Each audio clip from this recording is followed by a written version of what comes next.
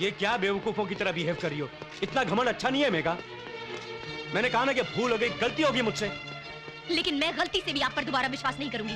Megha, Megha please, please Megha, Megha मेरी बात सुनो मेघा। मैंने कहा हाथ छोड़िए मेरा, समझ में नहीं आता क्या? लड़की का हाथ छोड़। मंदिर में लड़की को छेड़ता है? ए भाई साहब, जाओ अपना काम करो, जाओ। बाबू, सूट पहन के गर्मी को खा रहा है? लगाओ साले का 2 हाथ। हाथ क्या जूते लगाने पड़ेंगे इस बदमाश को।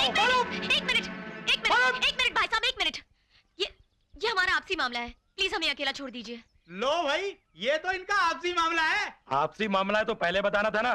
चलो भाई लोग, चलो। लोग अपना आपसी मामला पता नहीं क्यों सड़क पर ले आते हैं। चलो। कमाल के लोग हैं यार। थैंक यू मेघा, तुमने ये तो कबूल किया कि हमारा आपसी मामला है।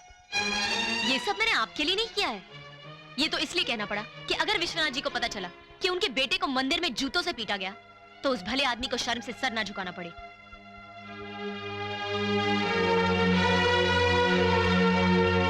जिद की भी एक हद होती है मेघा, डोर इतनी भी नहीं खींचनी चाहिए कि वो टूट जाए। अरे कटी पतंग की तरह हो जाएगी तेरी जिंदगी। तू मेरी जिंदगी की फिक्र मत कर, मैं खुद कर लूंगी। अपनी भूल मान तो ली जीजा जी ने। अब क्या तुम्हारे पैरों पर गिर जाएं, थक के अमेरिका चले गए और वही किसी दूसरी लड़की से शादी कर ली तो क्या सारी जिंदगी मैके में पड़ी रोती रहेगी? अरे ऐसे भी पति है जो मारते पीटते रहते हैं, एक बार मायके भेज देते हैं तो वापस बुलाने का नाम नहीं लेते। ये बेचारे तो हाथ जोड़ रहे हैं, मिन्नत कर रहे हैं कि वापस लौट आओ। हमारा तो कहीं आना जाना दुश्वार हो गया है, ना किसी शादी में जा सकते हैं ना किसी फंक्शन में। हर कोई यही पूछता है, क्यों री तेरी बहन ने पति को छोड़ दिया क्या? ऐसी शर्म आती है कि धरती फट जाए और हम उसमें समा जाए। बेटी, हम सब तेरी भलाई के लिए कह रहे हैं, तेरा दिल दुखाने के लिए नहीं। बेटियां मायके तब रहती हैं जब वो विधवा होती हैं या फिर कुंवारी। शादीशुदा लड़की दुनिया की नजरों में फांस की तरह चुभती है। अगर इतने ही नापसंद है जीजा जी तो शादी क्यों की? पहले क्यों ने मना कर दिया? मना ही किया था दीदी, लेकिन तुम्हें और माया को जिंदगी भर विधवाओं की तरह मायके में रोना ना पड़े इसलिए हाँ करनी पड़ी। तुम लोगों की जिंदगी सुधारने के लिए मैंने अपनी जिंदगी तबाह कर ली। वरना जो आदमी पहले से ही कह दे कि वो सिर्फ 1 साल के लिए पत्नी बना के देखेगा, उसके साथ मुझ जैसी पगली के सिवाय और कौन शादी करेगा? क्यों रे, मुझे उग जाने से तू मर्द बन गया? एक चपरासी की नौकरी तक नहीं ढूंढ सका खुद से और मुझे जिंदगी का चलन सिखा रहा है। और तुम क्या कह रही थी दीदी कि पति के साथ कैसा बर्ताव करना चाहिए? लेकिन जब शादी के बाद तुम 3 साल के लिए मायके में रोती पड़ी रही और ऑपरेशन करवाने तक तुम ससुराल ना जा सकी, उस वक्त अपने बर्ताव से अपने पति को क्यों नहीं मना लिया? और तू शर्म से धरती में गड़ जाना चाहती है ना? लेकिन जब तेरा पति अपने लालची माँ बाप के पीछे छुप गया था तुझे कुंवारी माँ बनाने के बाद, उस वक्त तुझे शर्म नहीं आई? अरे मैं तो अपना घर समझ के वापस आई थी, यही सोचकर कि पति ने 1 साल बाद निकाल दिया तो क्या हुआ। 22 साल जिनके साथ रही हूँ वो तो मेरे अपने मुझे सहारा देंगे। क्या पता था कि सगे भाई बहन ही सुइयां चुभोएंगे।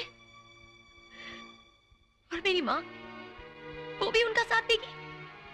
अरे अगर कोख से जन्म देने वाली माँ ही अपने कान बंद कर ले तो मैं अपना दुखड़ा किसे सुनाऊंगी? किसे सुनाऊंगी अपनी पीड़ा? सुन माँ, अगर मेरा पति ये कहता कि वो बाहर ही रहेगा तो उसके साथ मैं जीवन बिता लेती, लेकिन ना जाने कब मुझे ही बाहर निकाल दे। ऐसे पति के साथ मैं नहीं रह सकती। साल में 1 बार दिखता वो पति मैं चला लेती, लेकिन 1 साल रख के छोड़ देने वाला पति मैं नहीं सह सकती। जिंदगी भर मुझसे दूर रहे वो पति मैं सह लेती, लेकिन जो कहे कि उसके दिल में मेरे लिए कोई जगह नहीं है, ऐसे पति के साथ मैं कैसे रह सकती हूँ माँ? नहीं रह सकती, नहीं रह सकती, नहीं रह सकती।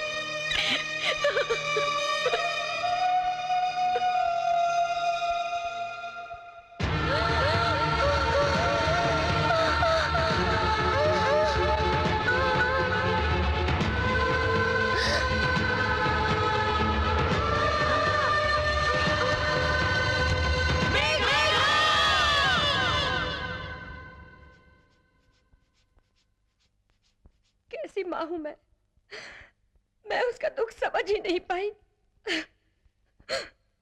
धीरज रख माँ, सब ठीक हो जाएगा।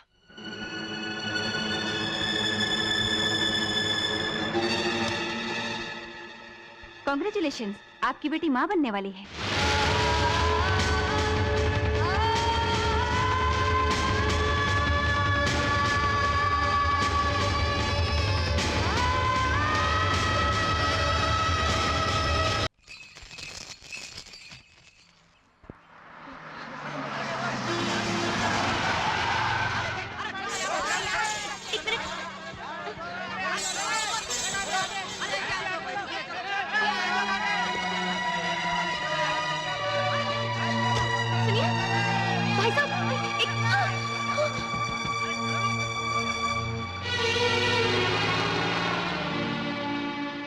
मेघा,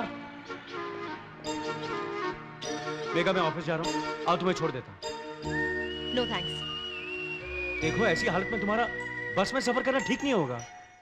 सॉरी सर, मैं नहीं चाहती कि मेरा बच्चा अपनी माँ की तरह धोखा खाए। मैं उसे बड़े बाप के बेटे की तरह नहीं, बल्कि मामूली माँ के बेटे की तरह जीना सिखाऊंगी, जिसका पहला सबक यहीं पे शुरू होता है।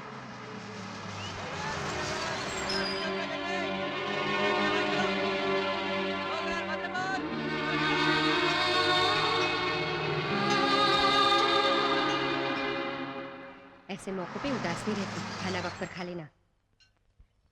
हे मेघा, आजा जल्दी। देख विजय बाबू ने सारे स्टाफ के लिए एक नई बस शुरू की है।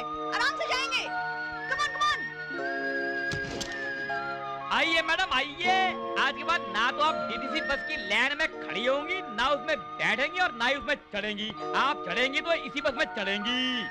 मैंने नहीं, ये छोटे मालिक ने कहा है। कम मेघा, कम। और आजकल देखो ना, डीटीसी बस में कोई तो आगे से धक्का देता है, कोई पीछे से धक्का देता है, और जरा सा मुंह खोल दो तो सारे मारने को आते हैं। विजय बाबू ने बढ़िया काम करवा दिया यार, ये बस शुरू करवा के डीटीसी की ओ जी मैडम जी, आप ऊपर मत जाओ। आपकी सीट है ना ऊपर से बदलकर नीचे कर दी गई है। क्यों? क्योंकि आपको 9वां महीना चल रहा है ना, इसलिए विजय बाबू ने कहा है कि सीढ़ियां चढ़ना आपके स्वास्थ्य के लिए हानिकारक है। ओ जी, आप किधर जा रही हो? आप तो खटाखट चढ़ जाओ ऊपर। क्यों? क्योंकि जब आप प्रेग्नेंट होंगी ना, तब आपकी सीट भी ऊपर से नीचे कर दी जाएगी। सीढ़ियां ना चढ़ने के लिए प्रेग्नेंट होना पड़ेगा? जी। बात तो मैंने सच कही थी, पर साटा क्यों मार गई? शायद दिल कर रहा होगा साटा मारने का। आंटी जी, मेरे हस्बैंड ऑफिस से आ जाएं तो ये चाबी उन्हें दे दीजिएगा। मुझे एक सहेली की गोद भराई की रस्म में जाना है। ठीक है, दे दीजिए।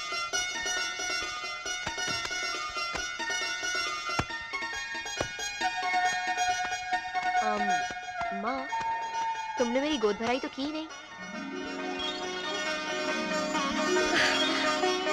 हमारे अलग रहने से क्या वो मेरे पति नहीं रहे? मैं उनकी पत्नी नहीं रही। लेकिन बेटा गोद भराई तो 7वें महीने में। 7वें महीने में ना सही, 9वें महीने में तो हो सकती है ना। हाँ, मैं कल ही सारे मोहल्ले वाले को बुला लेती हूँ। बस क्या माँ, सिर्फ मोहल्ले वालों को बुलाओगी? अरे मैं विश्वनाथ जी की बहू हूँ, कुछ अच्छा वच्चा सा फंक्शन होना चाहिए। क्यों? हाँ जरूर। अच्छा, अपने ऑफिस वालों को मैं कह दूंगी, तुम मेरे ससुर जी को जाके न्योता दे के आओ। और हाँ, विजय बाबू को जरूर